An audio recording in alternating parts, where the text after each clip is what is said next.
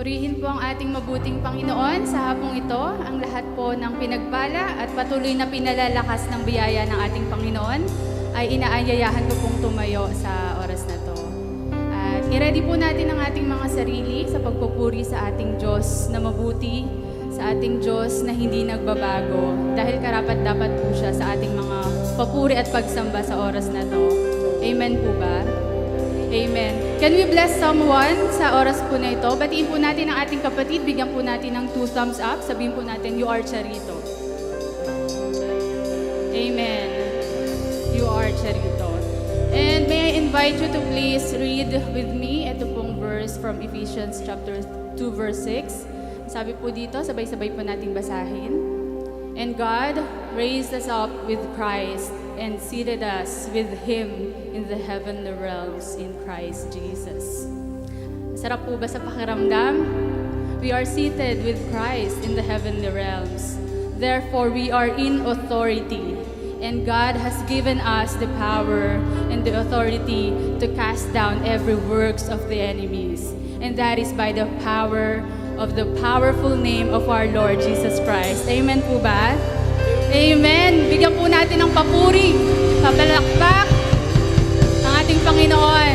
Can we declare this sa ating pong mga sarili? I am Charito.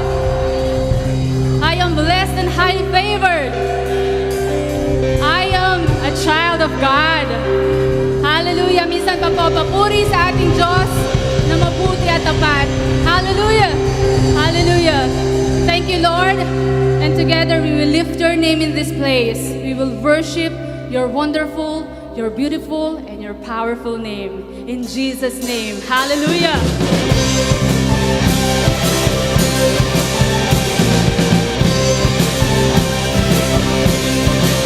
Thank you, Lord, for your finished work on that cross.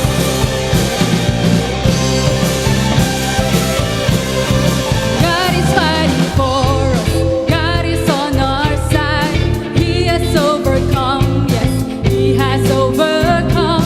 We will not be shaken. We will not be moved. Jesus, you are here. Carrying our burdens, covering our shame. He has overcome. Yes, He has overcome. We will not be shaken. We will not be moved. Jesus, you are here. I will live, I will not die. The resurrection power of Christ alive in me, and I am free in Jesus' name. Oh, thank you, Lord. Carrying our burdens, covering our shame. He has overcome. Yes, He has overcome. We will not be shaken. We will not be moved. Jesus, you are here. And I will live, I will not die. The resurrection power of Christ alive in me, and I am free in Jesus' name. I will live, I will not die. I will declare and live too high. Christ revealed, and I am healed in Jesus' name. Oh, thank you, Lord. We will sing of all the goodness of our Lord, and we will continue to declare the power of His finished work on that cross. And in the name of Jesus, we fully believe that He is pushing back the darkness. And indeed, the battle is the Lord's.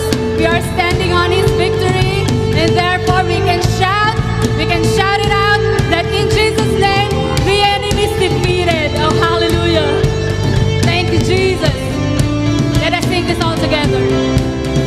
God is fighting for us, pushing back the darkness, lighting up the kingdom that cannot be shaken. In the name of Jesus, enemy is defeated.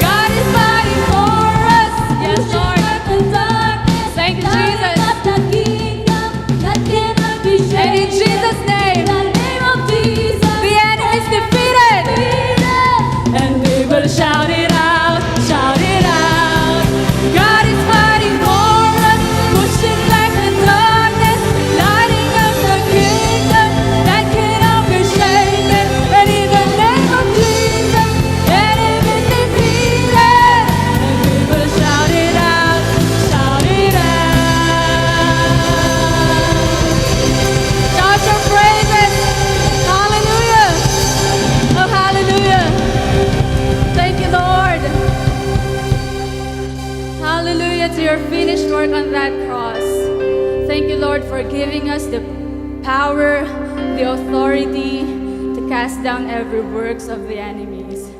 Thank you, Jesus. Thank you, Lord, for your finished work on that cross. Indeed, Lord, we are so blessed to be found here in your presence, to enjoy your wonderful presence, and to worship you in spirit and in truth. Thank you, Lord.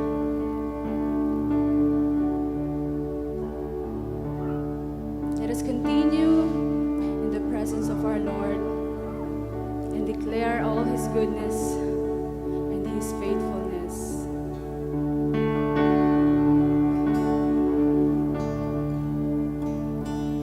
You were my champion. Giants fall when you stand undefeated. Every battle you've won. I am who you say I am. You crown me with confidence. I am seated in the heavenly place, undefeated by the one who has conquered it all. Thank you, Lord. I've tried so hard to see it. It took me so long to believe it, that you choose someone like me to carry your victory. Perfection could never earn it. You give what we don't deserve it. You take the broken things and raise them to glory. You are my champion. Giants fall when you stand undefeated. Every battle you won. I am who you say I am. You crown me with confidence. I am seated in the heavenly place, undefeated by the one who has conquered it all. Oh yes, we are seated in the heavenly places. And now I can finally see it. You're teaching me how to receive it, so let all the striving cease. This is my victory. Now I can finally see it. You're teaching me how to receive it, so let all the striving cease. This is my victory. You are my champion. Giants fall when you stand undefeated. Every battle you won. I am who you say I am. You crown me with confidence. I am seated in the heavenly place, undefeated by the one who has conquered it all. Oh, we're seated in heavenly places, and God has given us all the authority to break down every wall. When we lift our voice and shout by the power of His powerful name, every wall will come crashing down. And by the power of His powerful name, we can always declare that enemies been defeated, and we are standing on His victory. We are victors in Christ. Oh, we thank you, Jesus. Let us sing this when I lift my voice and shout. When I lift my voice and shout, every wall comes crashing down. I have the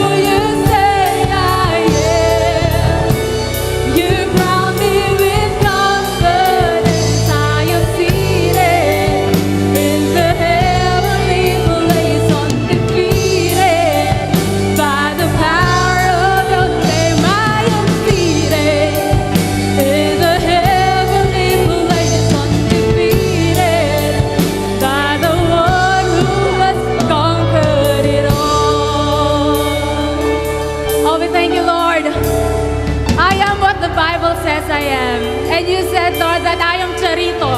I am blessed and highly favored. I am a child of God. I am healed. I am redeemed. I am restored. Oh, we thank you, Lord. We thank you, Lord. Thank you for your finished work on that cross. Hallelujah. Hallelujah. Oh, hallelujah. And to you we bring back all the mighty praises, all the glory and honor, all the power and majesty. To your name alone, our great King, our wonderful Savior, our forever King. In Jesus' mighty name, let all the children of God say, Amen and Amen. Hallelujah! Hallelujah! Hallelujah! Glory be to God. At muli, isang pinagpalang hapon po sa bawat isa. Tayo po ay Charito. Tayo pong lahat ay makakaupo na.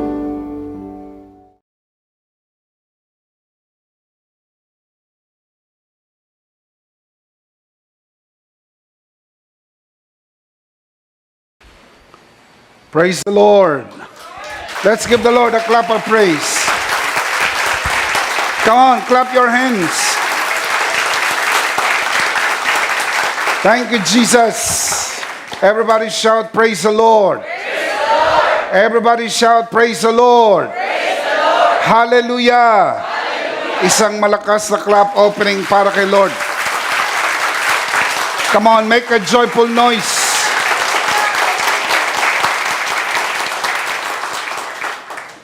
Shout amen. Amen. Shout praise the Lord. Praise the Lord. Pakibati po ang katabi ng 2 thumbs up. You are Charito, blessed and highly favored of God.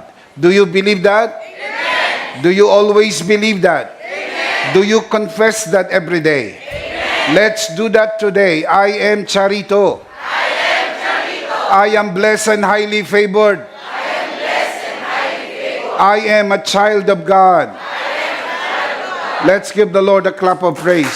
Hallelujah.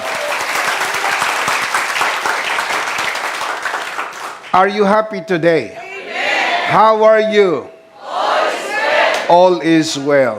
God is good all the time, and it is well with my soul. Can you say amen? Magandang umaga mga kabiyaya, magandang umaga, magandang hapon, magandang gabi para po sa mga kabiyayang nanonood sa broadcast po na ito. Anumang oras nyo napapanood ang broadcast po na ito, ako po si Bishop Emmy. Ito po ang worship online ng The Lord's Community at EMI Community. If you are watching this broadcast for the first time, please like and follow us on Facebook. Over 100,000 people follow us on Facebook. Join us and experience the difference. When you follow us on Facebook, don't forget to click the Seepers button and turn on your notification. If not asking too much, and I know it's not, please subscribe to EMI channel at YouTube. Meron po tayong bago sa social media platform para po sa mga kabiyaya po nating TikTokers. Kasama nyo po si Bishop Emmy. Please follow Bishop Emmy on TikTok para po ito sa ating nuggets of grace, pira-pirasong biyaya para sa pang-araw-araw na buhay. Please prepare your communion elements because at the end of this message, we will do a Holy Communion. Sama-sama at sabay-sabay po nating idideklara ang bisa at kapangyarihan ng tinapos na gawa ni Kristo sa pamagitan ng banal na komunyon. Ang ostya ay simbolo ng kanyang bugbog na katawan. Ang katas ng ubas ay simbolo ng kanyang banal na dugo. Sa pamagitan ng kanyang banal na dugo, ang ating mga kasalanan ay pinatawad na. Sa pamagitan ng kanyang bugbog na katawan, ang ating mga sakit ay pinagaling na. Tulad ng nasusulat sa kanyang mga sugat, tayo'y magaling na. Kung ikaw ay may sakit at napapanood mo ang broadcast na ito ay hindi aksidente. Niloob ng mabuting Diyos na mapanood mo ang broadcast na ito upang matanggap mo ang iyong kagalingan. Today is your healing day. Can we say that together? Today is my day. One more time. Today is your healing day. Ngayon, ang araw ng iyong kagalingan. At maaari mo ring ideklara sa diwa ng pananampalataya, today is my healing day. Can we say that together? We believe that with all of our hearts, as the Bible declares, by His stripes we are healed. Let me encourage you to worship the Lord with your offering, as it is written, honor the Lord with your wealth. Proverbs chapter 3, verse 9. At the latter part of this broadcast, we will let you know how you can easily give your offering. Palagi ko po itong sinasabi sa inyo mga kabiyaya. At sana hindi po kayo napapagod ito marinig dahil hindi naman po ako napapagod palagi itong ipaalala sa inyo ng pagbibigay sa gawain ng Panginoon ay hindi po pagbibigay ng kontribusyon, hindi po pagbibigay ng donasyon, hindi po pagbibigay ng ayuda, hindi rin po pagbibigay ng limos. Ang pagbibigay sa gawain ng Panginoon ay isang pagsamba. Genesis 22 tells us that giving is worship unto the Lord. That is why we ask you to worship the Lord with your giving.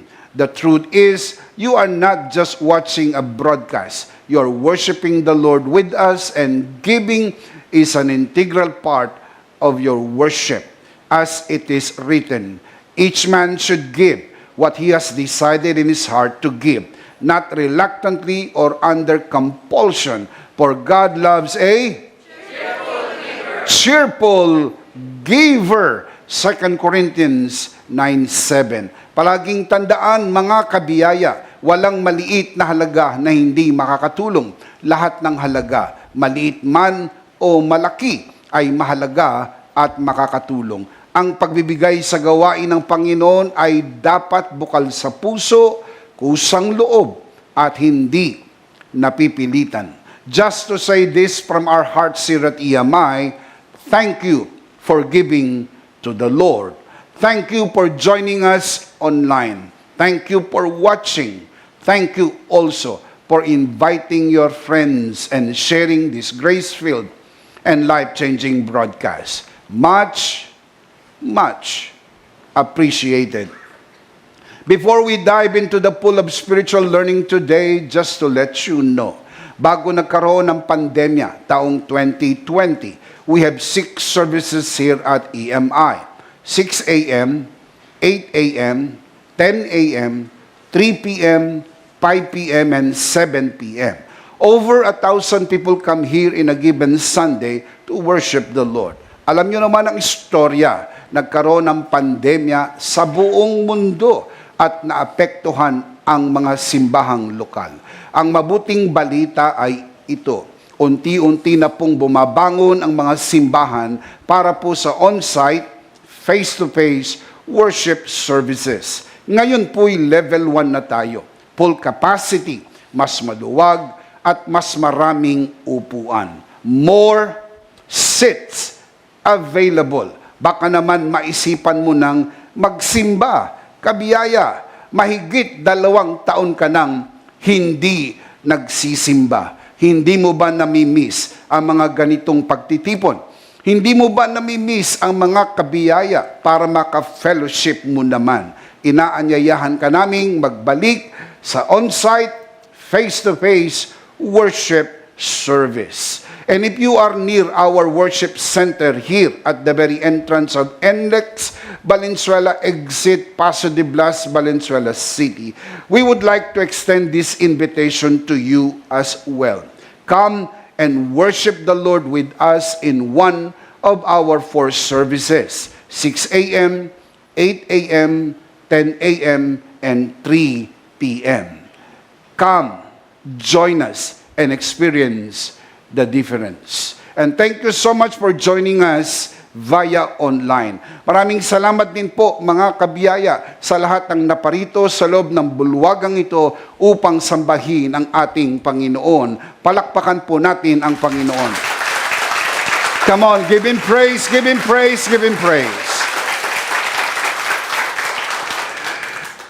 We are going to continue our series on The Bible Explains, Part 56.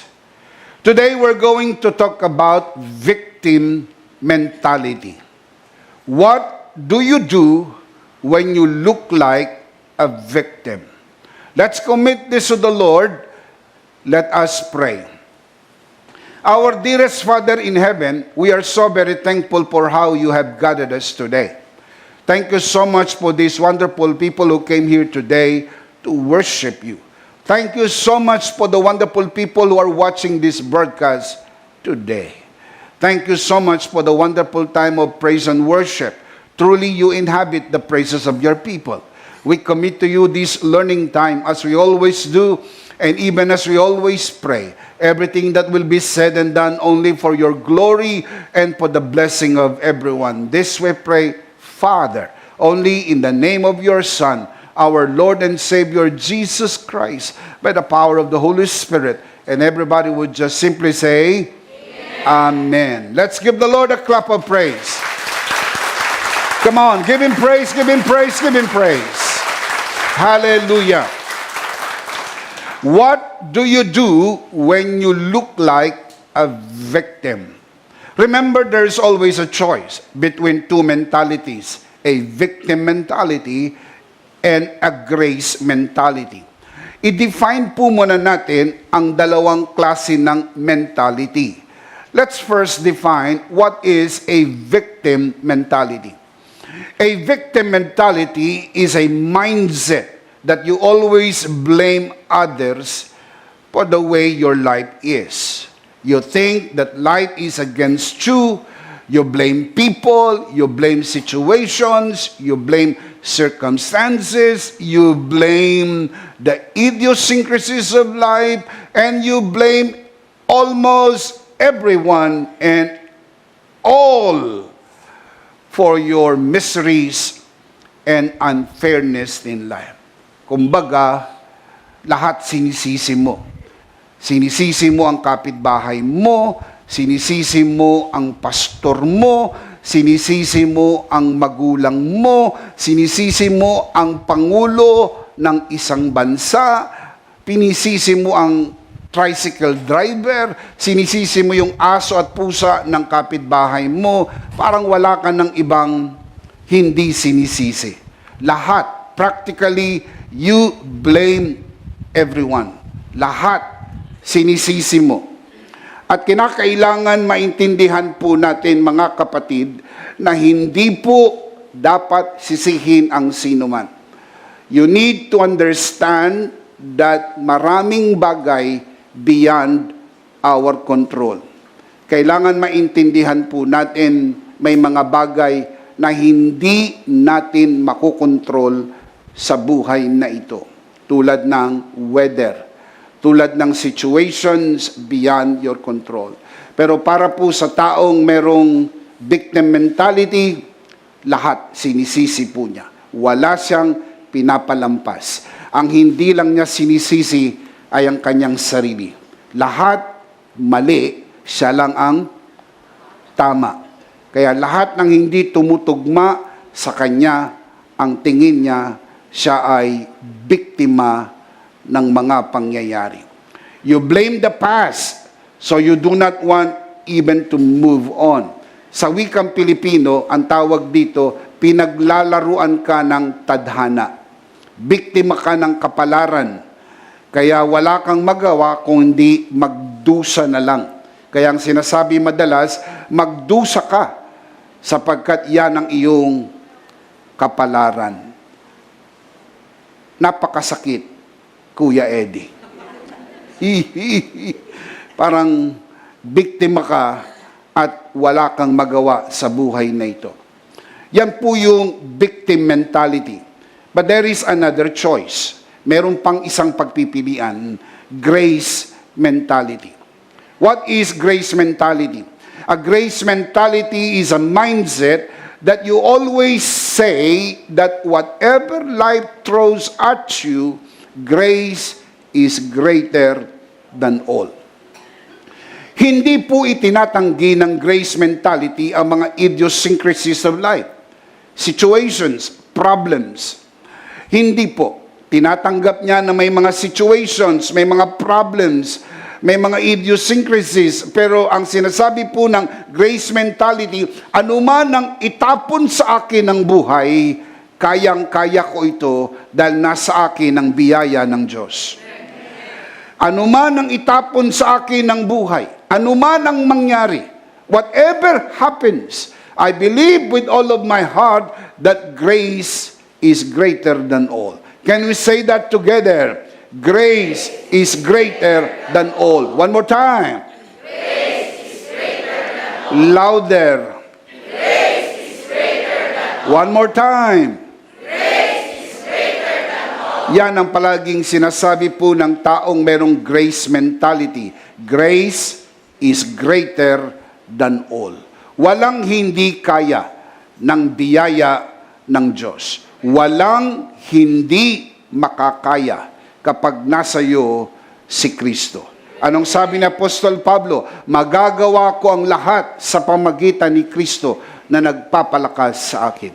Si Kristo ang kapuspusan ng biyaya ng Diyos. Kaya kung nasa iyo si Kristo, nasa iyo ang biyaya ng Diyos at dakila ang biyaya ng Diyos sa anumang pwedeng mangyari sa buhay natin. Maraming bagay lagpas sa ating kontrol. Hindi natin makokontrol ang lahat ng bagay. Anuman ang mangyari sa paaralan, sa paggamutan, sa paggawaan, sa loob ng tahanan, sa mga bagay-bagay na nangyayari sa buhay. May mga taong pumunta sa ospital, akala nila meron lang silang ordinaryong sakit, pero hindi na po sila nakalabas at nagkaroon sila ng kabit-kabit, patong-patong at sunod-sunod na mga hamon sa kanilang physical na kalusugan. Nagulat na lang sila. At maraming mga taong parang tumiklop at sinabi nilang biktima sila ng nakakahawang sakit. Biktima sila ng pandemya. Biktima sila ng virus, bacteria, or whatever mayroon na hamon o banta sa ating kalusugan. Pero kailangan nating ilagay sa ating isip, tayo ba talaga ay biktima? Maaari ba tayong maging biktima? Anong kaisipan mayroon tayo? Kung nasa atin ang biyaya ng Diyos, totoo ba na kaya ng biyaya ng Diyos ang lahat ng bagay? It's a choice. It is a choice between victim mentality and a grace mentality. Remember, your choice will determine whether you stay in misery and become bitter or you move on and pass through and become better. Ikaw ang magdi-decide.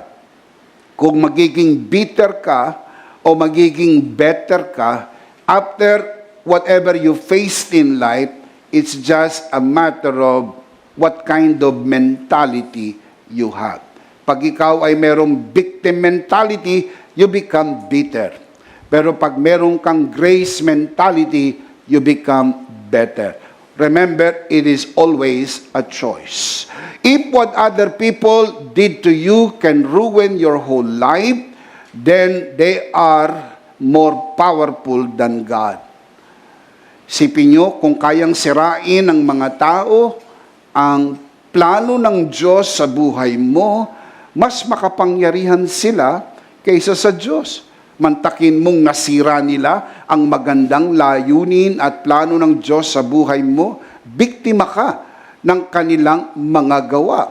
Pero ito po'y imposible sapagkat hindi maaring sirain ng sino man ang magandang plano ng Diyos sa buhay mo. Walang pangyayari, walang mga tao na maaring sumira ng magandang layunin ng Diyos sa buhay mo. Dahil kung magagawa nila ito, daig nila ang Diyos. Mapapakialaman nila ang aparato ng Diyos, masisira nila ang magandang layunin ng Diyos. Maari silang magtangka, pero hindi sila magtatagumpay dahil walang pwedeng manaig laban sa Diyos. Anuman ang nilayo ng Diyos sa buhay mo, ay kayang ipatupad ng Diyos. At walang sino mang makakasira nito. Can you say amen? Isaiah chapter 14 verse 27. For the Lord Almighty has purpose, and who can thwart him? His hand is stretched out, who can turn it back? Kapag nilayo ng Diyos ang magandang layunin sa buhay mo, walang makakasira nito. Hindi kayang sirain ito ng mga pangyayari, sunod-sunod at kabit-kabit at patong-patong na pangyayari. Hindi ito kayang sirain ng kamalasan, hindi ito maaaring baguhin ng galaw ng bituin. Walang pakialam ang mga nunal at mansa sa iyong katawan at walang kaugnayan ang desisyon ng ibang tao. Ang Diyos ang may hawak ng buhay mo. Amen. Palakpakan natin si Lord. Amen. God has already planned everything in your life and even for your life, and no people and no circumstances can ruin that plan. Walang makakasira ng plano ng Diyos. Jeremiah 29:11, For I know the plans I have for you, declares the Lord. Plans to prosper you and not to harm you. Plans to give you hope and a future. Ang planong ito'y maganda. Ang planong ito ay puno ng pag-asa. Ang planong ito'y hindi po naisip ng Diyos kahapon pa lang. Ang planong ito'y inilatag na ng Diyos bago ka pa ipinanganak. Kaya walang sino mang makakasira ng plano na ito.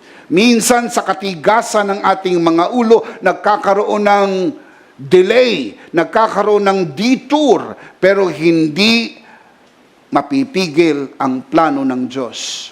Matutupad ayon sa itinakda ng Diyos. Kung minsan, sa halip na makukuha lang ng mas mabilisan, pero dahil sa katigasan ng ating ulo, dahil pasaway ka, umaabot po ng mas mahabang panahon, pero hindi mabibigo ang plano ng Diyos, sapagkat maganda ang kanyang pinlano para sa iyo. Plano ng pagpapala, plano ng kasaganaan, plano ng kalusugan, plano ng pag-asa. Sapagkat ang Diyos ay mabuti, ang kanyang plano ay laging mabuti. Hindi maaring magbunga ng mabuti ang punong masama. Hindi rin maaring magbunga ng masamang bunga ang punong mabuti. Dahil ang Diyos ay punong mabuti. Lahat ng kanyang bunga ay mabuti. Mabuti ang plano ng Diyos. Amen. Psalms 139 verse 16. Your eyes saw my unformed body. Hindi ka pa ipinapanganak. All the days ordained for me. What are these days? Days of blessing, days of prosperity, days of abundance. All days, lahat ng mga araw, all the days ordained for me were written in your book before one of them came to be. Bago pa naganap, bago pa magaganap, ay isinulat na ng Diyos sa iyong kwento ng buhay. Kaya, tsak, magaganap ang kalooban ng Diyos. Huwag na huwag tayong magduda. Walang sino man makakasira ng plano ng Diyos. Walang Poncio Pilato na makakasira ng plano ng Diyos sa iyong buhay. Labanan mo ang maling kaisipan ng victim mentality. Hindi ka biktima ng mga pangyayari. Hindi ka biktima ng babaero mong asawa. Hindi ka biktima ng ambisyoso mong boyfriend. Hindi ka biktima ng pandemya. Hindi ka biktima ng pagkalugi ng negosyo. Hindi ka biktima ng pagtaas at pagbaba ng presyo ng bilihin. Hindi ka biktima ng sakit. Ikaw ay higit pa sa mananagumpay dahil sa biyaya ng Diyos. Amen.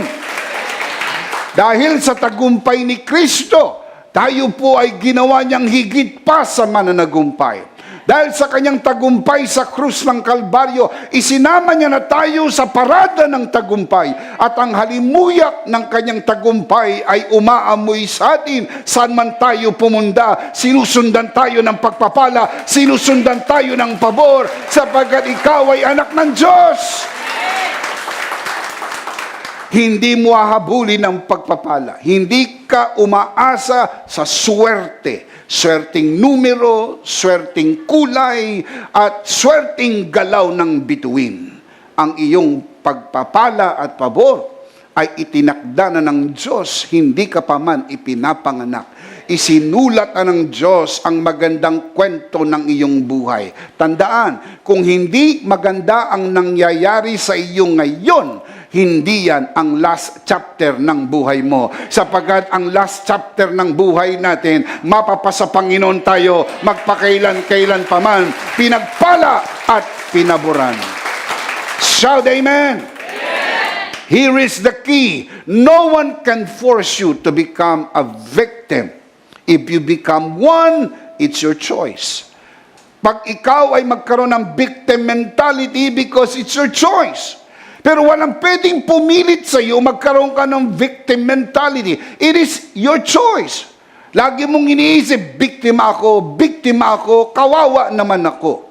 Kapag ganyan ang iyong kaisipan, hindi mo mararanasan ang kadakilaan ng biyaya ng Diyos, hindi ka makakaahon sa buhay, hindi ka makakaahon sa utang, hindi mo mararanasan ang kaunlaran at kasaganaan sapagkat hindi ka naniniwala sa tinapos na gawa ni Kristo. Sa tinapos na gawa ni Kristo, tinapos niya na ang kasalanan, kahirapan, karamdaman, pinagpala ka na, pinagaling ka na, pinaburan ka na. Shout amen! Shout amen! Isipin natin ang kwento na nangyari kay Joseph. Si Joseph na anak ni Jacob. Si Joseph ang panganay na anak ni Jacob kay Rachel. Ang kanyang istorya mababasa niyo po sa Genesis chapter 37 up to chapter 50. 13 chapters. 1/4 of the book of Genesis devoted to the life of Joseph. A very, very significant personality in the book of Genesis. Pero hindi naging madali ang buhay ni Joseph. Nagkaroon po ng mga serye ng siphayo sa kanyang buhay. Let me show you a series of unfortunate events. Ito po'y sunod-sunod at serye ng mga kabiguan sa buhay, parang kabiguan sa buhay, siphayo, hapdi ng buhay, na kung tayo ang nasa kanyang kalagayan, maaring isipin mo, biktima ka ng mga sunod-sunod na pangyayari. Number 1, envied by his brothers. Kinainggitan po siya ng kanyang mga kapatid. Siya po ay mahal ni Jacob sapagkat siya po ay anak ng unang babaeng minahal ni Jacob sapagkat ang talagang first love ni Jacob ay si Rachel. Pero hindi nagkaroon agad ng anak si Jacob kay Rachel. At nagkaroon po siya ng anak, maraming anak kay Leah, at kay Bilha, at kay Silpa. Pero kay Rachel, hindi po siya agad nagkaroon ng anak. At nung magkaroon po siya ng anak kay Rachel, ang pangalan po ay Joseph. Mahal na mahal ni Jacob si Joseph. At dahil dito, kinainggitan po siya ng kanyang mga kapatid. At iisipin po natin, kasalanan ba ni Joseph na siya ay mahalin ng kanyang ama? Hindi po. Kasalanan ba ni Joseph na siya ay bigyan ng balabal na mayroong maraming kulay? Hindi po. Pero dahil dito, siya po ay kinainggitan ng kanyang mga kapatid. Pinagtangkaan po siya ng masama. Pangalawa, thrown into the pit. Una, tinangka po siyang patayin. Nagbagong isip ng magkakapatid, itinapon po siya sa balon. At pinag-iisipan ng magkakapatid kung anong gagawin nila kay Joseph sapagkat nais nilang alisin si Joseph. Iligpit si Joseph sapagkat naiinggit ang magkakapatid kay Joseph. Pangatlo, sold by his brothers. May mga dumaan na mga merchant papuntang Egypt. Naisip ng magkakapatid na ibenta na lang si Joseph. Kaya ibinenta nila si Joseph dito po sa mga merchant na papuntang Egypt. Sipin nyo ang mga sunod-sunod na mga siphayo ng kanyang buhay. Kinainggitan, itinapon sa balon, at ibinenta ng kanyang mga kapatid. Pangapat, became a slave in Egypt. Siya po ay naging alipin. Pagdating sa Egypt, ibinenta po siya ng negosyante sa sinumang kursunada siya. So dumating siya ron ng hubad. Siya po'y walang saplot, walang kamag-anak, malayo sa kanyang ama, malayo sa kanyang ina, malayo na sa kanyang mga kapatid. At siya po ay binili ni Potiphar para magtrabaho sa kanyang bahay. By the look of it, he was a victim of his brother's envy. Parang hindi magandang kapalaran. Di naman niya gusto na doon siya ipanganak. Di naman niya gusto na kainggitan siya ng kanyang mga kapatid. Kumisan, iniisip mo, hindi mo naman gusto na mas may itsura ka kaysa sa iyong mga kapatid. Pero minsan nangyayari po yun. Pero kasalanan mo ba na ikaw ay mas maputi, mas may itsura kaysa sa mga kapatid mo?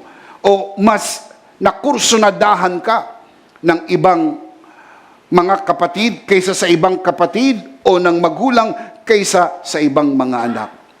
Maraming mga naglalaro sa ating kaisipan, pero ang pangyayari kay Joseph ay maaring maging dahilan na sabihin niya, biktima ako ng inggit ng aking mga kapatid. Pero hindi yun ang naging kanyang kaisipan. Remember, hindi po yun ang naging kaisipan ni Joseph. Number 5, wrongly accused. Siya po'y napagbintangan at nakaakusahan ng sexual assault. Siya po ay parang, sabihin natin, naging biktima ng malanding asawa ni Potiphar. Sapagkat yung asawa ni Potiphar ay naglandi, nagustuhan si Joseph, at ayaw naman ni Joseph, siya ay napagbintangan sa isang bintang na hindi naman niya nagawa. Number 6, unjustly imprisoned. Siya po ay nakulong sa kasalanang hindi niya ginawa. Again, iisipin natin, biktima po siya ng poor justice system. Pwede namang magkaroon ng patas na paglilitis at malalamang talagang wala naman siyang ginawang masama. Pero remember, siya po ay isang slave. Wala pong karapatan ang slave. Wala kang karapatan ipagtanggol ang iyong sarili. Wala kang karapatan kumuha ng abogado. Hindi ka pwedeng maging tama higit kaysa sa iyong amo. Laging ang amo ang tama at ang alipin ay palaging mali. Kaya siya po ay nakulong sa kasalanang hindi niya ginawa. Number 7, forgotten by everyone. Nakalimutan na siya ng lahat. Nakalimutan na siya ng kanyang amo. Nakalimutan na siya ng kanyang mga kaibigan, kung mayroon man siyang mga kaibigan. At nakalimutan siya ng mga tao na kanyang natulungan. Nung siya'y nakakulong, meron po siyang kasama sa loob ng kulungan na mga trabahante po ni Paraon. Isa pong baker at isa pong butler. Nagkaroon ng panaginip ang dalawa. Hindi nila alam kung ano ang kahulugan ng kanilang panaginip. Natuklasan ni Jose na meron siyang kakayang magpaliwanag ng panaginip. Ipinaliwanag ni Jose ang panaginip ng baker. Ang sabi niya, pag katapos ng 3 araw, ikaw ay ipapapatay. Ipinapatay nga. Ang sabi niya dun sa butler, pagkatapos ng 3 araw, ikaw ay ipapatawag at ibabalik sa posisyon mo sa palasyo. Nagkatotoo nga. Pagkatapos ng 3 araw, merong kumatok sa selda, tinawag ang butler at ibinalik sa pwesto. At bago umalis ang butler, ang sabi niya, huwag kang mag-alala. Pagdating ko sa Malacanang, Ibubulong kita sa Pangulo. Pagdating ko sa palasyo, ako na ang bahala sa iyo. Kakausapin ko ang paraon at sasabihin ko sa kanya na wala ka naman talagang kasalanan. Returning the favor. Dahil tinulungan mo ko, ipinaliwanag mo yung aking panaginip, tutulungan din naman kita. Paglabas ng butler, nagkaroon siya ng amnesia. Nakalimutan niya si Joseph. May mga tao pang kilala kayo na parang ganyan. Huwag niyong babanggitin ng pangalan. Nasa broadcast kayo. May mga tao po bang natulungan kayo? At tapos nung kayo naman nangangailangan ng tulong ay tinawagan mo, tapos ang sumasagot, cannot be reached? Tinext mo, walang reply. Pinersonal message mo, sininson lang. Parang sabi mo, nakita naman. Nakita dahil bumaba eh. So sigurado kang nakita. Pero hindi pinansin. Pero nung sila'y nangangailangan, hindi man lang iniisip kahit madaling araw, gigisingin ka nila. Pero nung minsan ka lang nangailangan, humingi ka ng tulong, hindi ka man lang napagbigyan. Yan po yung mga siphayo ng buhay. Na pagka iniisip po natin, parang biktima tayo. Tulad din na nangyari kay Joseph. Kabit-kabit at sunod-sunod ng mga siphayo ng buhay. Maring isipin niya, biktima siya. Pero hindi po. Mula ng araw na siya po ay kainggitan ng kanyang mga kapatid, ihulog sa balon, at sa huling araw ng kanyang prison term, inabot po lahat yon ng 13 years. 13 taon na punong-puno ng pighati, siphayo, at parang iniisip mo, pinaglalaruan yata ako ng tadhana. Minsan lang nagka-boyfriend, na wala pa. Minsan lang nagka-girlfriend, nagbago pa isip. O kaya naman, iisipin po natin mga situations, ngayon lang nagkatrabaho, bigla naman nagsara. Ngayon lang nagkaroon ng opportunity, ikakasal na, nagbago pa isip. May mga ganyang situations. Isang linggo na lang. Biglang tatawag sa opisina, bizap, hindi matutuloy ang kasal. Isang linggo na lang. Things happen.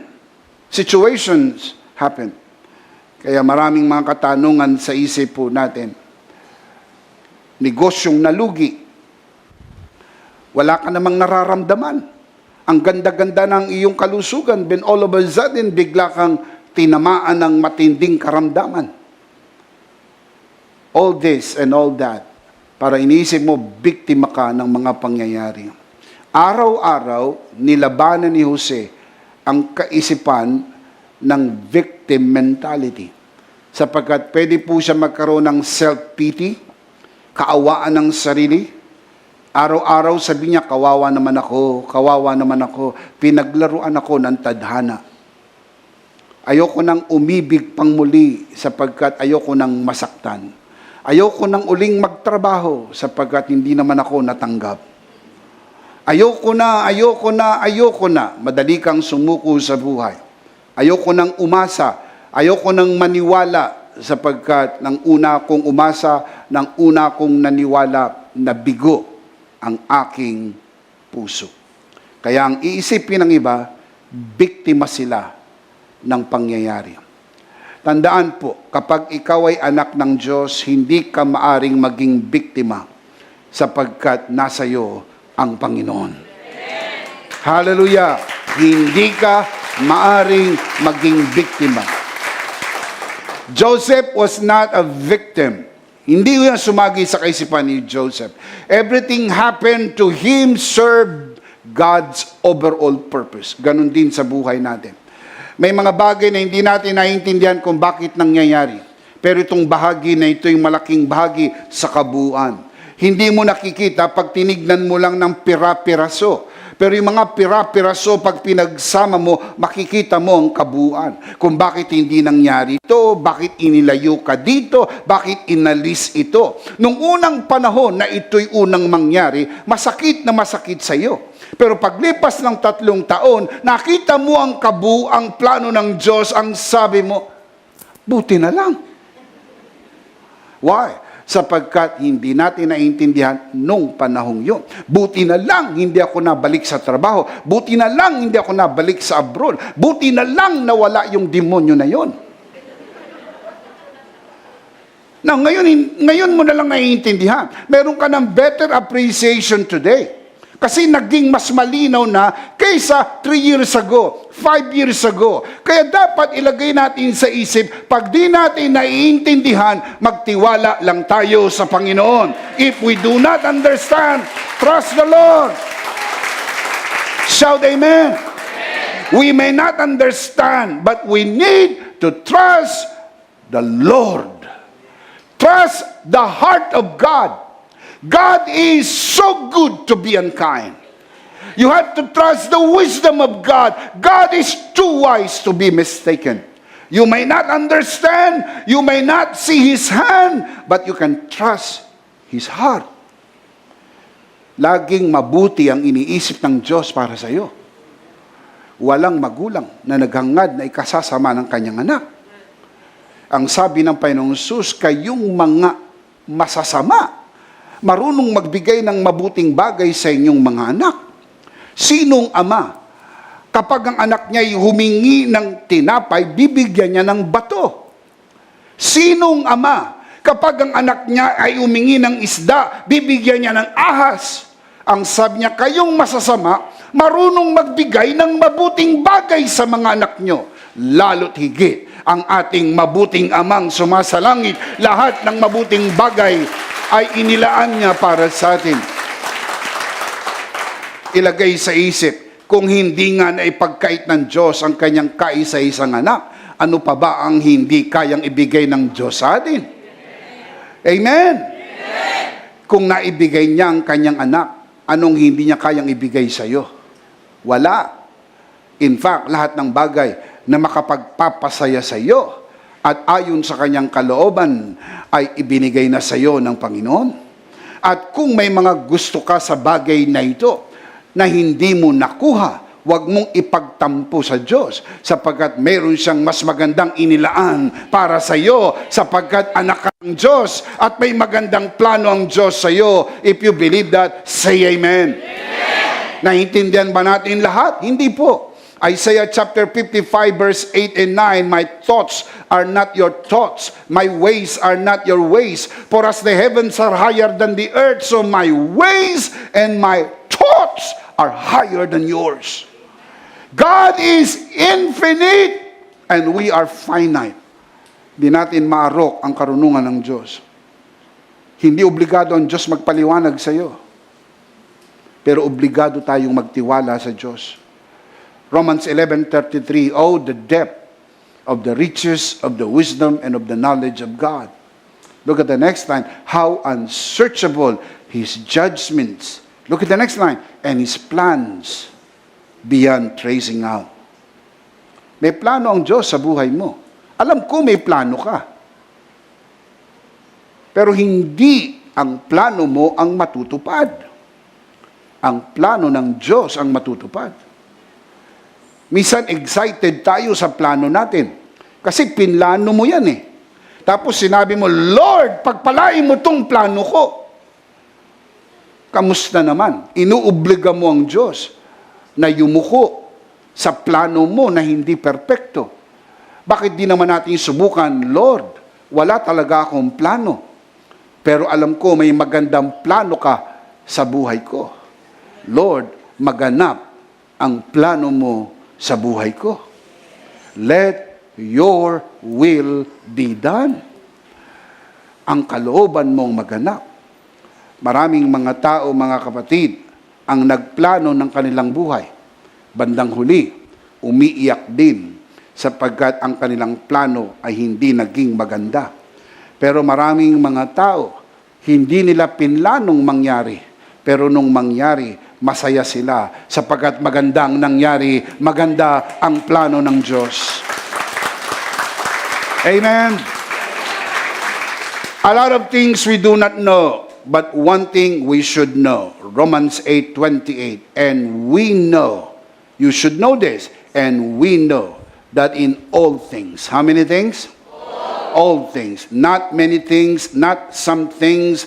In all things, God works for the good. Para sa ikabubuti. For the good of those who love Him, who have been called according to His purpose. And always remember, we love Him because He first loved us. 1 John 4:19. Huwag mong ipagmamalaking mahal mo ang Diyos. Ipagmalaki mo, mahal ka ng Diyos. Dahil nung minahal ka ng Diyos, minahal mo ang Diyos. Ang pagmamahal na ibinibigay mo sa Diyos ay ang pagmamahal na ibinigay sa iyo ng Diyos. Kasi kung pagmamahal natin, ibibigay natin sa Diyos, hindi ho perpektong pagmamahal yun. At hindi pwedeng tanggapin ng Diyos ang hindi perpektong handog. So ang maaari lang natin ihandog sa Diyos ay ang pagmamahal na naibigay niya rin sa atin, which is perfect love. Yung perfect love na ibinigay ng Diyos sa atin, yun din ang ibibigay natin sa Diyos. Sapagkat ang Diyos ay perfecto. Tinawag tayo ng Diyos hindi dahil sa ating maangking kakayahan. Ephesians chapter 1 verse 4, mula pa ng bago palikain ng mundo, tinawag niya na tayo. Wala pa tayong napatunayan, tinawag niya na tayo. Hindi pa tayo ipinapanganak, bago palikain ng mundo, tinawag niya na tayo. Hindi tayo unang umibig sa Diyos. Ang Diyos ang unang umibig sa atin. So maging yung pag-ibig natin sa Diyos, yung pagkatawag sa atin ng Diyos, lahat gawa ng Diyos. At kung kaya itong gawin ng Diyos para sa atin, ano ang hindi niya kayang gawin para sa iyo? Kaya dapat nating magtiwala sa Diyos. Na kung may mga bagay na serye ng pangyayaring hindi mo maintindihan, bakit? Puro tayo, bakit? Why, Lord? Bakit ngayon? Bakit ngayon lang? Bakit ngayon pa? Bakit siya pa? Bakit ako pa? Lots of questions. But you need to keep in mind, my dear brothers and sisters, that we need to trust the heart of God. Can you say amen? The Apostle Paul affirms his confidence on this. Philippians 1:6, being confident of this, that he who began a good work in you will carry it on to completion until the day of Christ Jesus. Sa wikang Pilipino, siya na nagsimula ng mabuting bagay. Meron po bang sinimula ng Diyos ng mabuting bagay sa atin? Tinatanong ko po kayo, meron bang sinimula ng Diyos ng mabuting bagay sa iyo? Siya na nagsimula ng mabuting bagay sa iyo, tatapusin niya, lulubusin niya, kukumpletuhin niya hanggang sa araw na makita natin ang Panginoon ng mukhaan.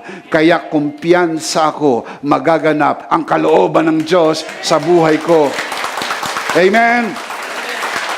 Hindi yang kayang sirain ng mga kaibigang iniwanan ka. Hindi yang kayang sirain ng mga tao, ng mga pangyayari at ng mga gawa ng demonyo sapagkat dakila ang Diyos higit kanino man at higit saan. Can you say amen? Palakpakan natin si Lord. Amen. Hindi sisimula ng Diyos ang isang bagay na hindi niya kayang tapusin. Pag sinimula ng Diyos, tatapusin ng Diyos. You may not understand. You may not see the future. And you may not know what the future holds. But you have to trust Him who holds your future. Pagtiwalaan mo siyang may hawak ng iyong kinabukasan. Hayaan mong iplano ng Diyos ang buhay mo. Pagtiwalaan mo siya. Lord, pagtitiwalaan kita, bawat hakbang ng buhay ko. Hindi ko talaga naiintindihan. Bakit nandito ako? Why am I here? Meron akong ibang plano. May gusto akong gawin sa buhay. May pangarap ako. Pero bakit ako nandito?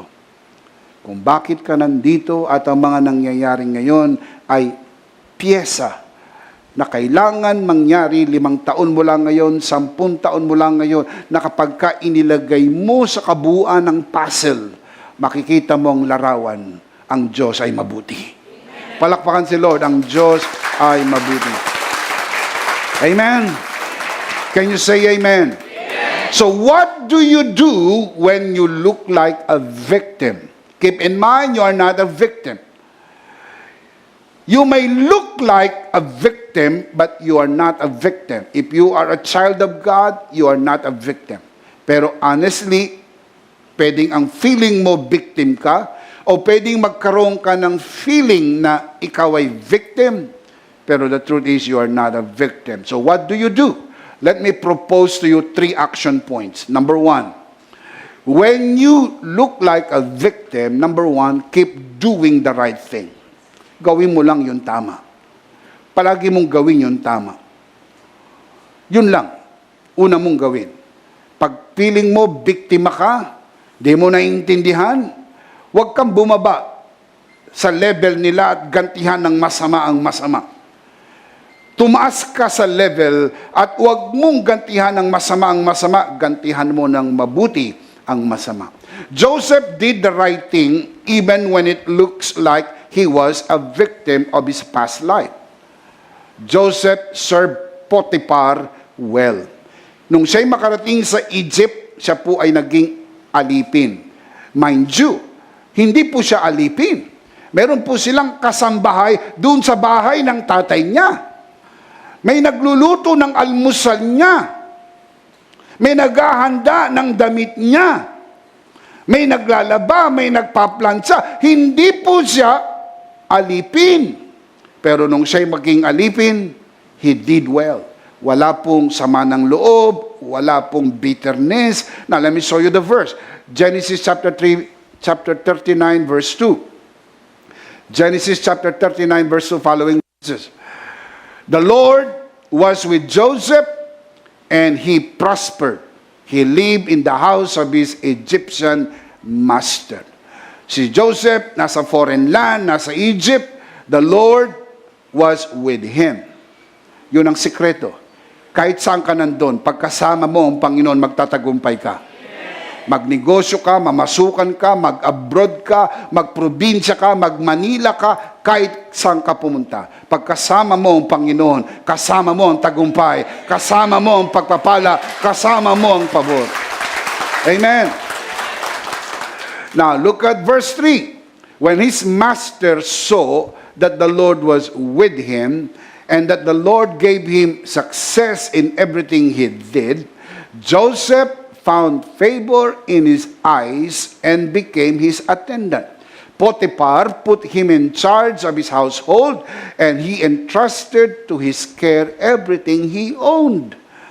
Siya'y naging alipin, pero naglingkod ng may kahusayan. Walang bitterness. Siya'y naging alipin, pero naging mahusay na alipin.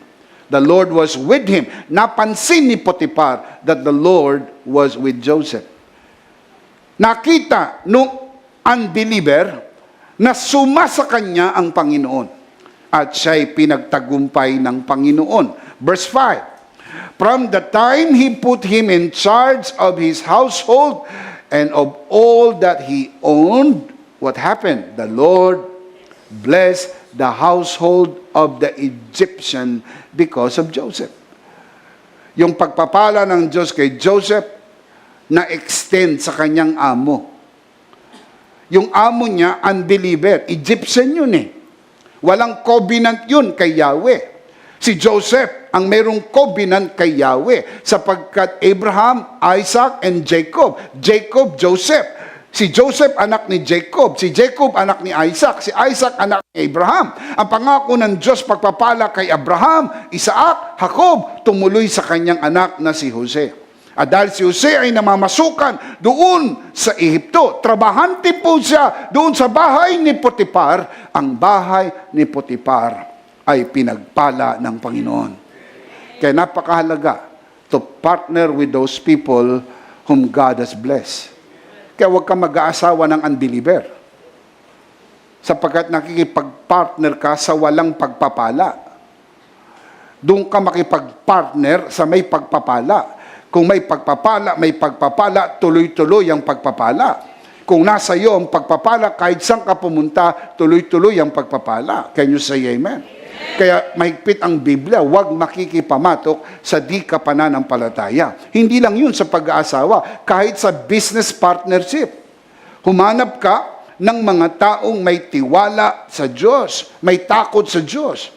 Not necessarily kasama mo sa church. Pwedeng sa ibang church, pero kapwa mo kapananampalataya. Pares kayong naniniwala sa biyaya ng Diyos at sa tinapos na gawa ni Kristo. Look at the next line. The blessing of the Lord was on everything Potiphar had, both in the house and in the field. Ang pagpapala ng Diyos kay Potiphar sa bahay at sa negosyo. Umunlad ang kabuhayan ni Potiphar dahil kay Joseph. Si Joseph hindi lang nagmaigi sa pagtatrabaho.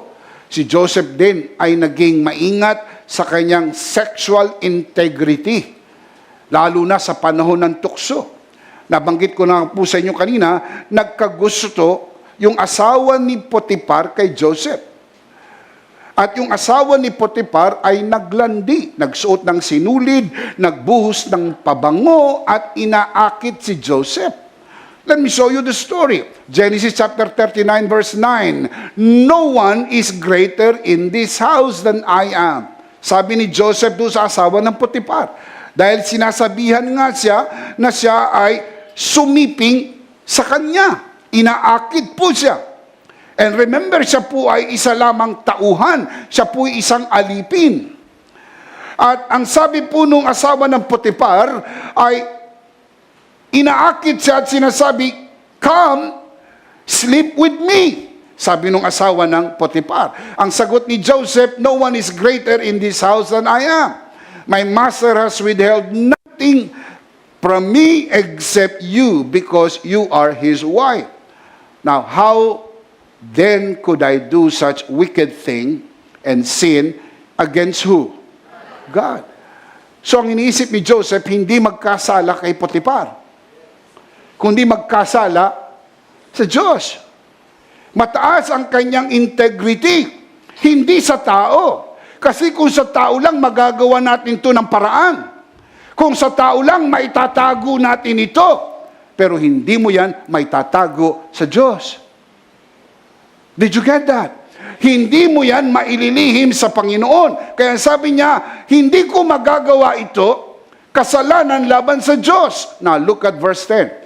And though she spoke to Joseph day after day. O inaraw-araw na. Nung nakaraan, linggo-linggo lang. Ito, araw-araw na. Look at the next line. He refused to go to bed with her or even be with her. Hindi lang po niya iniwasan, lumayo po siya at hindi po niya nilapitan. Alam nyo, yan ang dapat matutunan. Kung malayo ka sa tukso, malayo kang matukso. Correct? Ano ang tsansang makain ni Eva, ang bawal na bunga, kung wala siya sa ilalim ng puno? Ang tagal nyo pinag-isipan. Ano ang tsansa ni Eva makain ang bawal na bunga kung malayo siya sa puno? Walang tsansa. Kaya nga nakain ang bawal na bunga dahil siya ay nasa ilalim ng puno. May mga lugar na hindi mo dapat puntahan. May mga tao po na hindi mo na dapat pinagkakausap.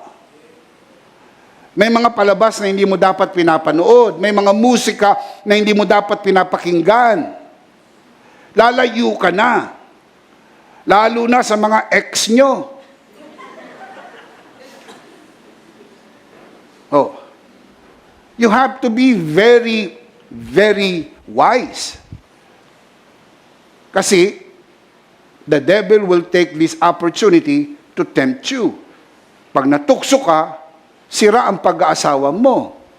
Sira ang pamilya mo. Sira ang patutuo mo. At yan ang gustong gawin ng kaaway, sirain ang buhay mo. So, lumayo. Ang ginawa ni Joseph, lumayo. Tumakbo siya. Kaya ang tema ng kanyang movie, Run, Joseph, Run. Tumakbo. At nung tumakbo siya, nahablot yung kanyang balabal, naiwan. Kaya nagkaroon ng ebidensya. Lumabas ang storya, gumawa ng kwento yung malanding asawa. Ang sabi, pinagsamantalahan siya, pinagtangkaang pagsamantalahan siya ng alipin, at narito ang ebidensya, yung kanyang balabal. Cutting the long story short, siya'y nakulong sa kasalanang hindi niya ginawa. Sa loob ng kulungan, naging mahusay pa rin si Joseph.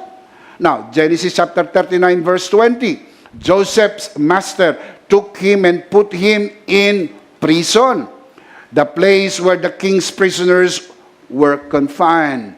But while Joseph was there in prison, what's the next line? The Lord was with him. Tandaan, kahit sa matinding pagsubok ng buhay, kasama mo pa rin ang Panginoon. Hindi ka niya iiwanan, hindi ka niya pababayaan. Amen? Bago siya pumasok sa kabit-kabit na siphayo ng buhay, kasama niya ang Panginoon. Nung siya'y pumasok sa siphayo ng buhay, kasama niya ang Panginoon. Nagtatrabaho siya sa bahay ni Potiphar, kasama niya ang Panginoon. Nakaiwas siya sa tukso dahil kasama niya ang Panginoon. Nakulong siya kahit sa kasalanang hindi niya ginawa, kasama niya pa rin ang Panginoon. He showed him kindness and granted him favor in the eyes of the prison warden. Sinaniniwala hawak ng Panginoon ang puso ng lahat ng tao. The king's heart is in the hand of the Lord. Kayang pakitaan ng Diyos ng kabutihan ang isang tao sa pamagitan ng mga taong pwedeng gamitin ng Diyos. Look at verse 22. So the warden put Joseph in charge of all those held in prison, and he was made responsible for all that was done there. Naging mayor. Naging mayor si Joseph sa kulungan. Kaya sa isang munisipyo, dalawa ang mayor. Isang nasa labas, isang nasa loob. Yung nasa labas, mayor. Yung nasa loob, mayor. Naging mayor po itong si Joseph sa loob ng kulungan. Look at verse 23. The warden paid no attention to anything under Joseph's care. Why? Because the Lord was with Joseph and gave him success in whatever he did. Ang ganda! Nandun siya sa labas ng kulungan, the Lord was with him, and the Lord made him to succeed in everything that he do. Nung nandun na siya sa loob ng kulungan, same thing happened. The Lord was with him and gave him success in whatever he did. Can you say amen? So what do you do when you look like a victim? Keep doing the right thing. Gawin mo lang yung tama. Gawin mo lang yung tama. Number 2, forgive those who hurt you. Forgive those who hurt you. Patawarin mo ang mga nakasakit sa iyo. Admittedly, this is not an easy thing to do. Hindi madali ang magpatawad. Lalo na kung sariwa pa yung sugat na nilikha ng mga taong nakasakit sa iyo. That is why you need the grace of God. Kasi kung sa iyong sarili lang, baka hindi mo magawa. Pero kung nasa iyong biyaya ng Diyos, magagawa mong magpatawad. Because a victim mentality, hindi ko yan mapapatawad. A grace mentality, I can forgive that because the Lord has also forgiven me. Now, Genesis chapter 50, verse 16 to 20. So they sent word to Joseph saying, your father left this instruction before he died. Sinabi ng mga magkakapatid kay Joseph. Verse 17, this is what you are to say to Joseph. I ask you to forgive your brothers the sins and the wrongs they committed in treating you us so badly. Now, please forgive the sins of the servants of God, of your father. So, nagpadrino si Jacob. Nagbilin siya sa kanyang mga kapatid na sabihin kay Joseph, bago siya namatay, patawarin mo ang iyong mga kapatid. Now, verse 18. His brothers then came and threw themselves down before him. We are your slaves, they said. Verse number 19. But Joseph said to them, don't be afraid. Am I in the place of God? Now, look at verse 21. So then, don't be afraid. Twice niyang mention. Verse 19, don't be afraid. Sapagkat nanginginig na sila sa takot. Si Joseph ay nasa posisyon na. Kung gaganti si Joseph, nasa better position siya para gumanti. Panahon na, payback time. Binenta ninyo ko, pinagtangkaan nyo kong patayin, sinaktan ninyo ko. Nagtitimpi lang ako ng buhay pa ang tatay natin. Ngayon patay na si tatay, patay kayo. Puno lang sa loob. Dapat ka nang kalusin. So iniisip nila, naku, patay tayo. Wala nang mag-neutralize, wala na si tatay. Okay pa, no nandun si Jacob, okay pa, nandun si tatay. Patay na si tatay. Kaya sinabi nila, ang sinabi ni tatay, bago namatay, sabi ni tatay, patawarin mo ang iyong mga kapatid sa mga ginawa nilang kawalang hiyaan sa iyo. Sa lahat ng masakit na bagay na ginawa nila, patawarin mo ang iyong mga kapatid. Patawarin mo ang mga lingkod ng Diyos. Ang sabi po ni Jacob. Sabi ni Joseph, don't be afraid. Verse 19. Verse 21, so don't be afraid. I will provide for you and your children. And look at the next line. He reassured them and spoke kindly to them. Hindi minura, hindi pinagsisigawan, hindi dinuro, hindi pinagwikaan, spoke kindly to them. Pinatawad po ba ni Joseph? I believe so. Colossians chapter 3 verse 13, bear with each other and forgive whatever grievances you may have against one another. What's the next line? Forgive as the Lord forgave you. Magpatawad. Ang Greek word po ng forgive ay charizomai. Charizomai. Ang root word po, charis, meaning gift or grace or favor. Ibig sabihin, mga kapatid, ang pagpapatawad ay hindi premyo. Hindi yung gawin mo to, gawin mo to, gawin mo to, gawin mo to, tsaka kita patatawarin. Pag nagbago ka na, tsaka kita patatawarin. Hindi na ho yun grace. Hindi na ho yun gift of forgiveness. Yun po'y reward. Pinremyuhan mo siya ng patawad dahil nagawa niya yung mga gagawin niya. Ang tunay na pagpapatawad ay regalo. Charizomai. Charis. Regalo. Kapag pinagdusa ka, bago ka patawarin, hindi ho charizomai. Tawag doon, siomai.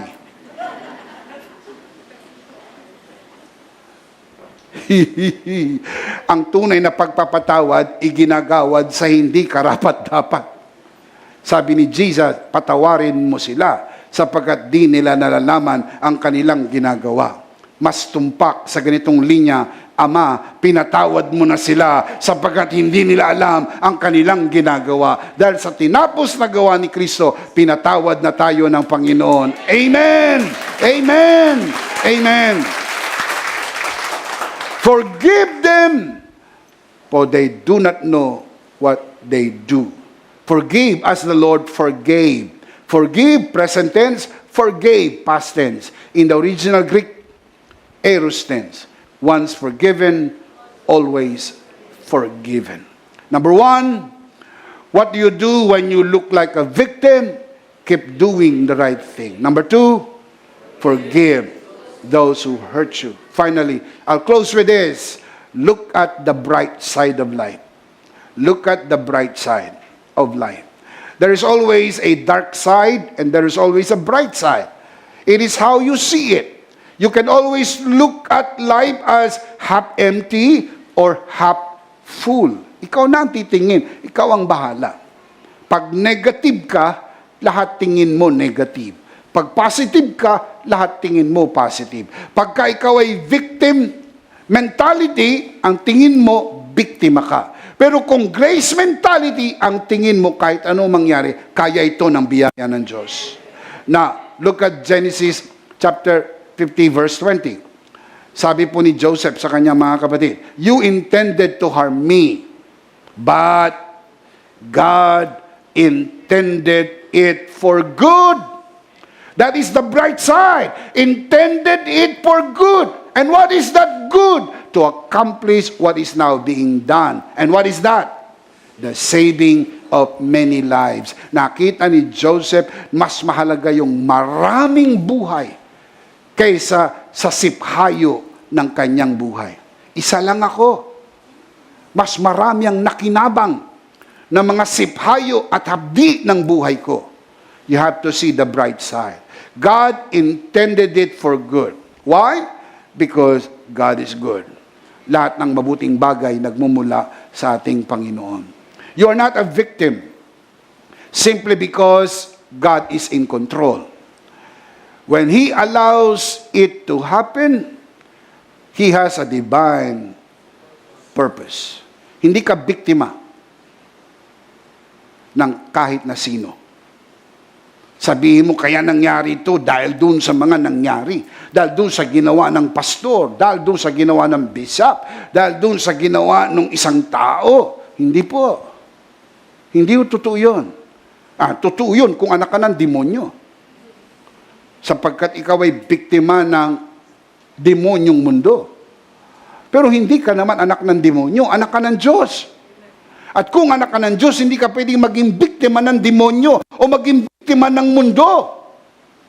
Why? Because you are a child of God. At meron siyang purpose. Kung ba't niya pinapayagan, meron siyang layunin at ang kanyang layunin ay mainam. Di man natin maintindihan, laging mainam. Tandaan, if the brothers had not sold Joseph, he would not have arrived in Egypt. Tama? Kung hindi siya binenta ng kanyang mga kapatid, hindi siya mapunta sa Egypt. Correct? So he would not have worked with Potiphar, nor would he have met Potiphar's wife. Kung hindi siya napunta sa Egypt, hindi siya makapagtrabaho kay Potiphar, at hindi niya mamimit yung malanding asawa ni Potiphar. And without Mrs. Potiphar, Joseph would not be imprisoned and would never discover that he could interpret dreams and have met the butler. Kung hindi naman po siya napagbintangan sa kasalanang hindi naman niya ginawa, di siya makulong. Kung di siya makulong, hindi niya ma-meet yung pong butler. At hindi niya ma-discover, kaya ko palang mag-interpret ng dream. At kung hindi niya na-meet ang butler, wala siyang opportunity ma-connect kay Pharaoh. Sapagkat nung magkaroon ng panaginip ang Pharaoh at hindi maipaliwanag ng kahit na sino, naalala ni Butler na meron siyang nakasamang nakulong, ang pangalan ay Joseph. Now, sino naniniwala may tamang panahon sa lahat ng bagay? Shout amen. Amen. So pag iniisip natin, ba't hindi agad, ba't hindi agad, ba't hindi agad? Sapagkat God works in His perfect timing. Everything, kontrolado ng Diyos. God makes everything beautiful when? In its time. Ba't hindi agad nakalabas si Joseph? Pray tell me, hindi pa handa ang entablado para kay Joseph. Kailangan hintayin ang panaginip ng paraon para maalala ng butler, merong nakakapag-interpret ng dream. Pinatawag po si Joseph, cutting the long story short, na ipaliwanag po niya ang panaginip ng paraon. Siya po ay na-promote from being a prisoner, becoming the prime minister of Egypt. At nagkaroon siya ng kapangyarihan. Binigyan niya ng wisdom na magtabi ng maraming pagkain sa panahon ng 7 taong kasaganaan dahil darating ang 7 taong taggutom at mayroong sapat na imbak ng pagkain. At doon sa lupain ng Kanaan ay nagkaroon ng tagutom. Ang kanyang angkan, ang kanyang ama, ang kanyang mga ina, ang kanyang mga kapatid ay nandun sa lupain ng Kanaan. Kailangan pumunta ng Ehipto at bumili ng trigo. Nagpanagpo ang kanilang mga landas sapagkat iginuhit ng Diyos ang plano para iligtas ang kanyang bayan mula sa tiyak na kamatayan at nakamamatay na gutom. Sinong naniniwala may plano ang Diyos?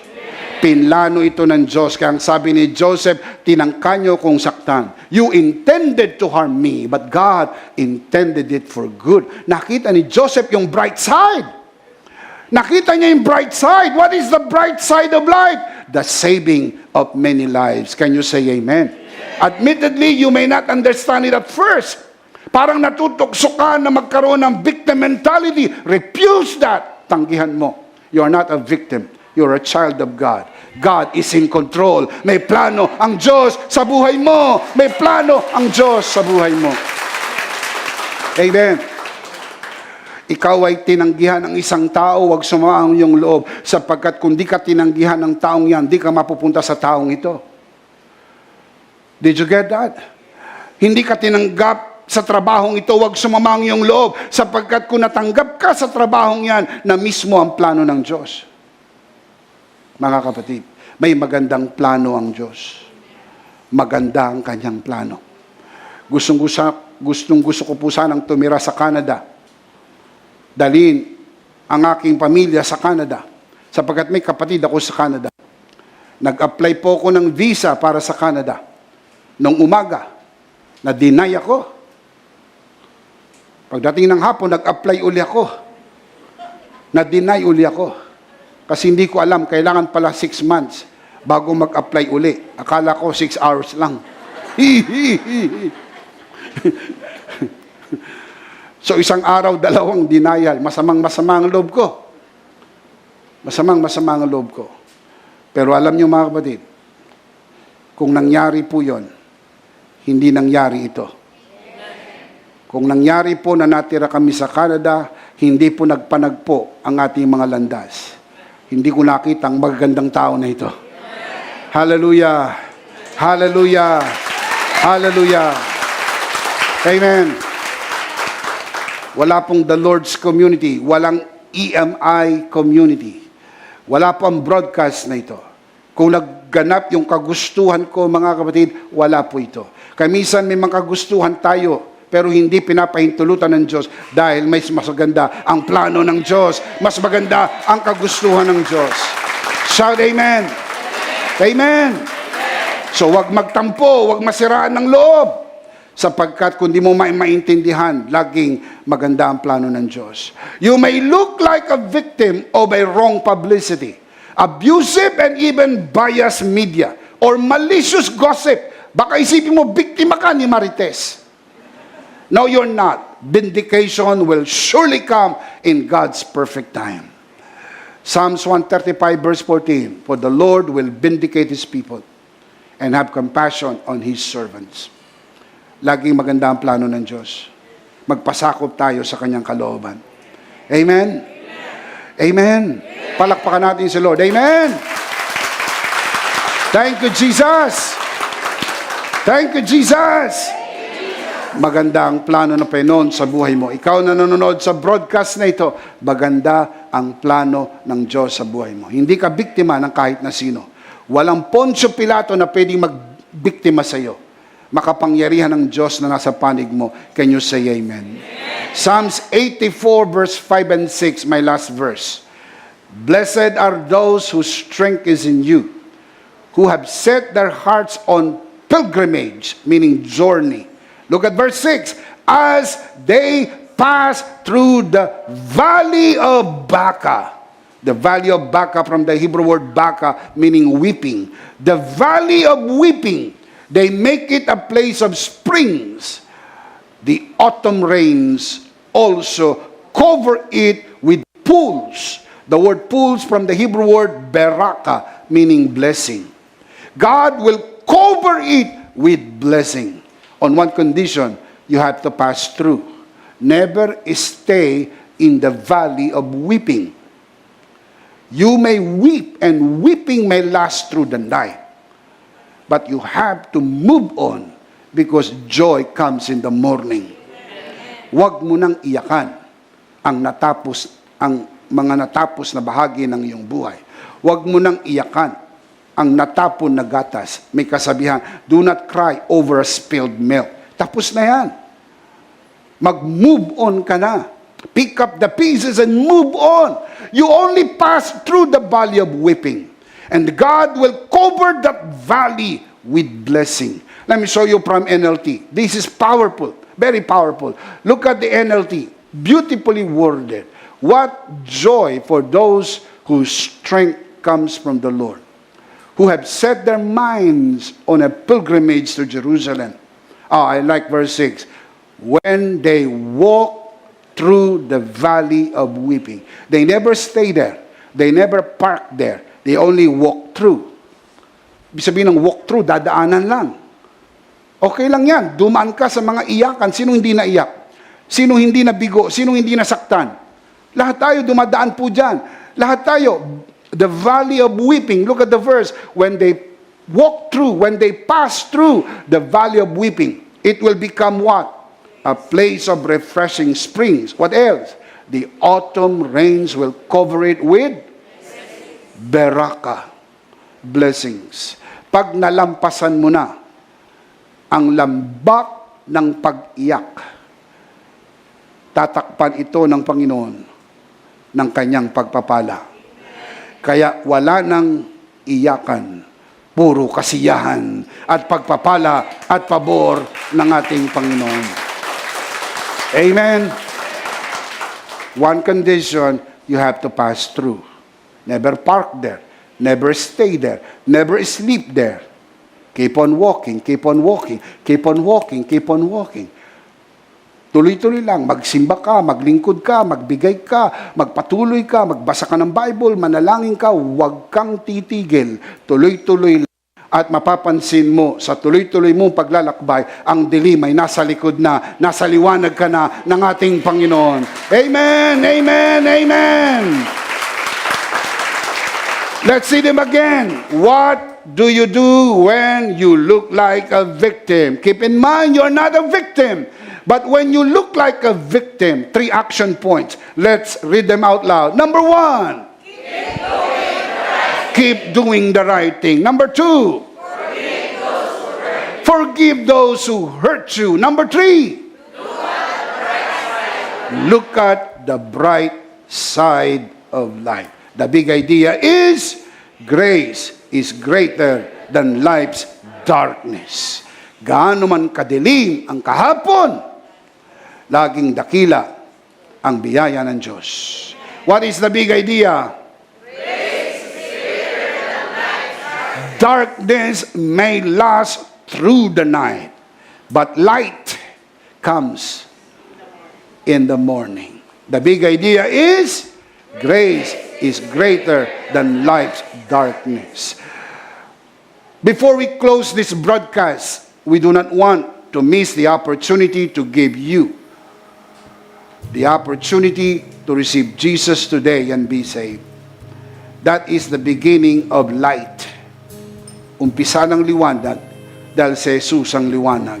Kung nais mong tanggapin ang Panginoong Jesus sa iyong puso bilang Panginoon at sarili mong tagapagligtas, itaas mo ang iyong 2 kamay, sumunod ka sa panalangin ito. Sa lahat po na narito sa bulwagang ito, samahan po natin ang ating mga bisita sa isang panalangin ng pagtanggap.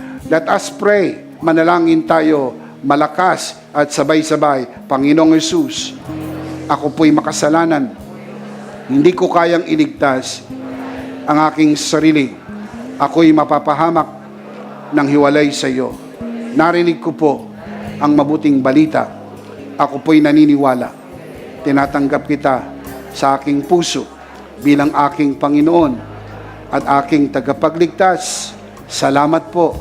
Pinatawad mo na ang aking mga kasalanan. Isinulat mo na ang aking pangalan sa aklat ng buhay. Sa pangalan ni Jesus, Amen. Amen. Ako na lang po mananalangin, Ama, sa oras na ito, itinataas ko po sa harapan ng sino mang sumunod sa panalangin ng pagtanggap. Pinagkakatiwala ko po sila sa iyong kagandahang loob na sila'y lumago sa biyaya at sa bagong natagpuang pananampalataya. Sa pangalan ni Jesus, tayo po'y magsabing, Amen. Palakpakan si Lord.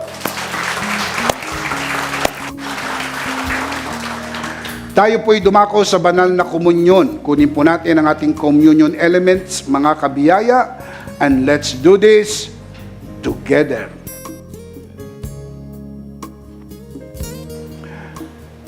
Let's do this together, mga kabiyaya. Ito ang pinakamakapangyarihang simbolo ng tinapos na gawa ni Kristo sa krus ng Kalbaryo. Ito ang aral na tinanggap ko sa Panginoon at ngayon naman ay binibigay ko sa inyo.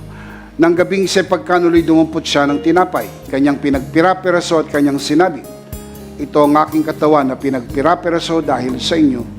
Gawin niyo to bilang pag-alaala sa akin. Sabay-sabay po natin gawin.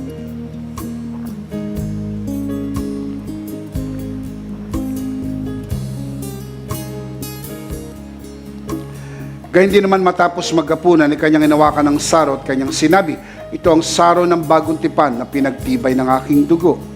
Gawin niyo to bilang pag-alaala sa akin. Sabay-sabay po natin gawin.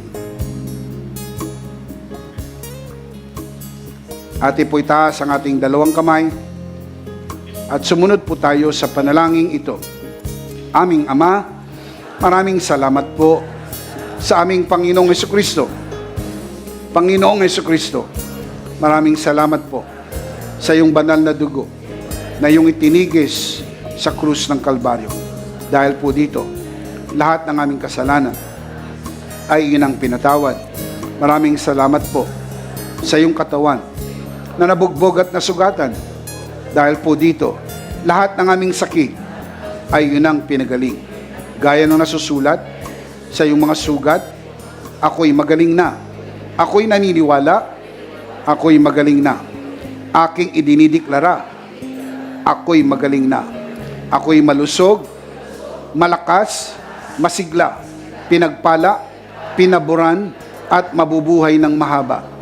Sa pangalan ni Jesus, maraming salamat po, Banal na Espiritu, sa iyong kapahayagan sa mensahe ng biyaya. Sa pangalan ng Panginoong Jesus, Amen. Amen. Palakpakan natin si Lord. Amen. Come on, clap your hands to the Lord. Hallelujah. Minsan pa, malakas, sabay-sabay. Ano po ang big idea? Grace is greater than life's darkness. Last of all, let me speak to your heart, you who are watching this broadcast. If this broadcast has blessed you, and if not asking too much, I would like you to bless this ministry with your love offering, so that together we can reach the world with a message of full grace. And from the bottom of our hearts here at EMI, we would like to say thank you for giving to the Lord. We'll see you next Sunday, purposely on site, but definitely we'll see you again online. Ako po si Bishop Emmy, kasama po si Pastora Jo at ang kabuuan ng The Lord's Community at EMI Broadcast. Maraming thank you. Stay a bit for more announcement. Stay safe, stay blessed, stay connected. Always remember, in Christ, you are Charito.